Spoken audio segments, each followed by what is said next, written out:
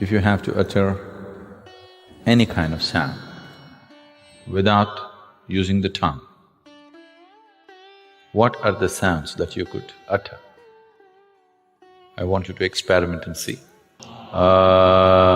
Yes, for sure you can do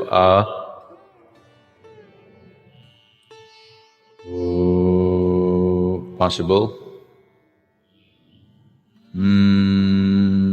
Yes, possible. What else? Suppose you did not have a tongue.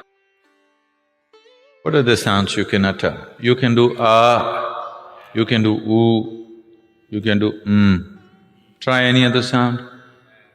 Someone who is unable to speak, a mute person who is unable to speak, what are the sounds that he makes? Because these three sounds do not need the use of your tongue. If you remove your tongue, you are able to make only three sounds, You're using the tongue, placing the tongue in different positions in your palate to mix these three sounds and produce all the other sounds that you produce. If you know something about the color television, you would know there are only three basic colors. Using these three colors, you see every other possible color on the tube. Similarly, there are only three basic sounds. Using these three sounds, you are able to produce all these other sounds. The tongue is just helping you to mix these three sounds in many complex ways. Now these three sounds, and ma, are referred to as the basic sounds or the universal sounds, because these three sounds are the basis of all the other sounds that you can utter. If you utter these three sounds together, what do you get? It's not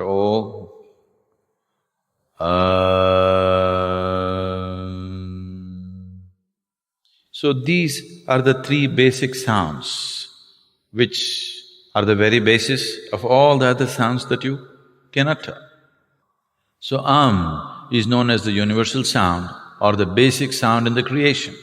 If this is true, how come only a certain religion seems to be using it as a brand for themselves and nowhere else it is known? That is not true. Wherever there is a realized being, there sound will be there.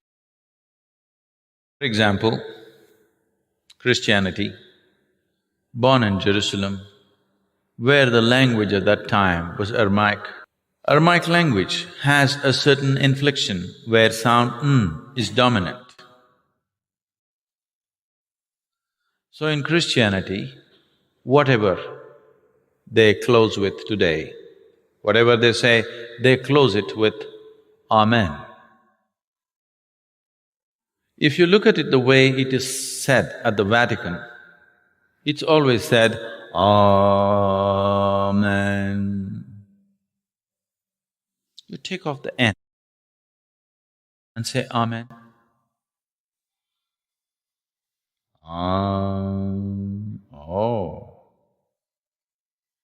If you want to understand this, you can see a similar inflection in Tamil. See now, for example, Ram. You know Ram, born in Ayodhya? He came down south. When he came south, when Ram entered Andhra Pradesh and Karnataka, people called him Rama. Then he crossed the Tamil Nadu border, people called him Raman. If Krishna comes to Tamil Nadu, what will you do? Krishnan. If Arjun comes to Tamil Nadu, what do? Arjunan. If Bhim comes to Tamil Nadu, what do? Bhiman. Whoever enters Tamil Nadu border, they get unified.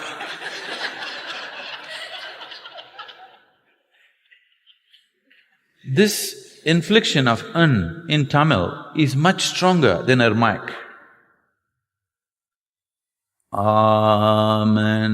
You take out the N, it's just Am. Today this Amen has gone to United States of America and become Amen.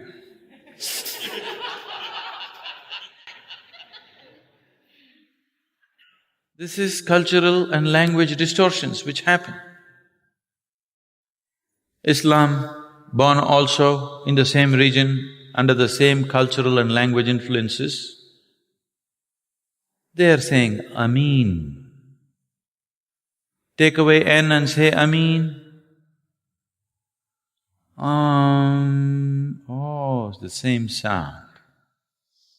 Because wherever a human being becomes silent by his own nature, not school teacher silence, not plugging your ears silence, if you become silent by your own nature, sound will reverberate in the system because the root sound for your physical existence is sound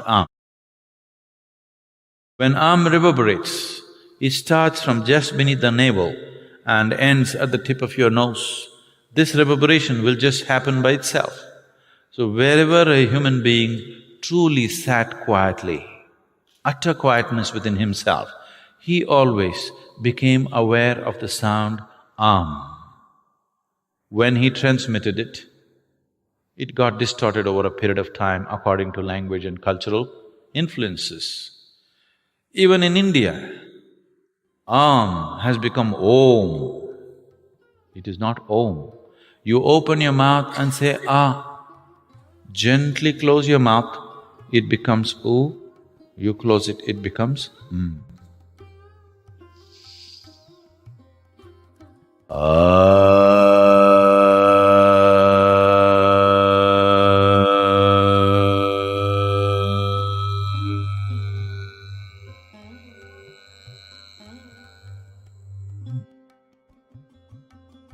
Sound has innumerable benefits.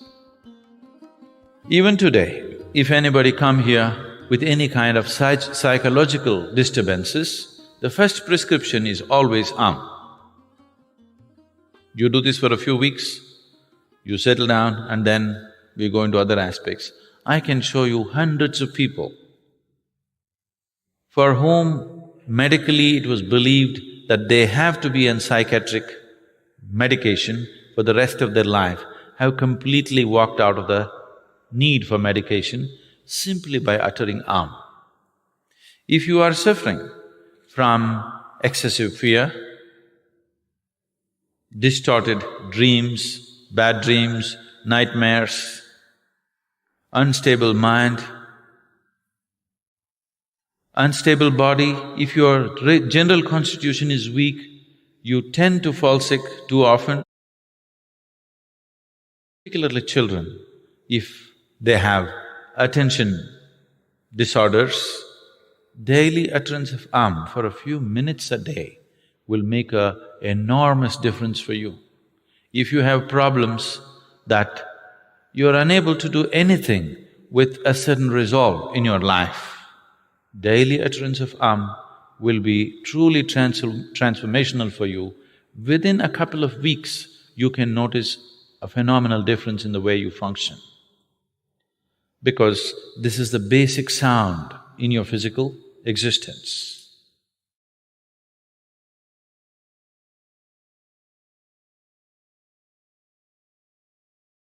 We've still kept our culture and our spiritual process. Don't say rural masses don't have spirituality, they are the ones who are really on.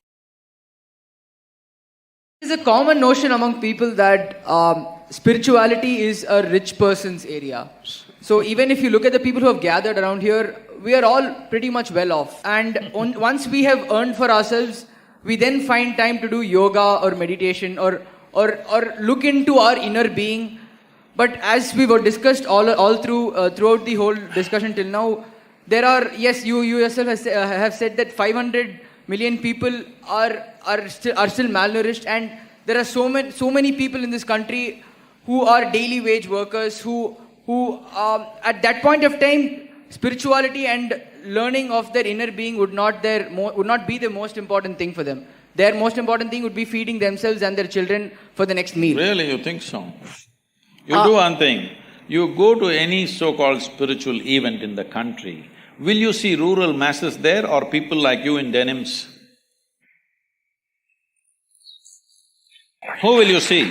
So, don't make conclusions which are not even true. Are we trying to prove something or are we trying to look at truth? The truth of this nation is, we have kept our populations in extreme abject poverty. Nourishment is missing, leave anything else. Nourishment is missing. In spite of that, I must tell you this, people ask me these questions wherever I go in the world. Sadhguru, so many spiritual teachers and masters, so many great beings have come in India, but why are we so poor? Why is India so poor? Where is the spirituality? Well, you know this, 250 years ago we were the richest nation on the planet. Everybody wanted to come to India. Why do you think of Vasco da Gama or that Columbus who made that mistake? All these people set off in the oceans that they did not know, and over 100 expeditions in the ocean drowned. Nobody ever wrote about them, all right? Because nobody writes about people who drown in the oceans. So, why was everybody in Europe trying to come to India? Because it was the most prosperous nation. Well, in 250 years we got cleaned up. We can't… well, somebody did it to us because we can't just blame them because it is also ourselves who allowed that thing to happen to ourselves. Now we are trying to build back, all right? But even though you kept them in such abject poverty, wherever these people went, they made sure not a bit of the local culture remained. Just look at North America, South America, Australia and large parts of Africa, anywhere. This one culture, after 1,000 years of invasions, we've still kept our culture and our spiritual process. Not for nothing. Where we are, you know where our yoga center is, there is a police station about 12 kilometers away.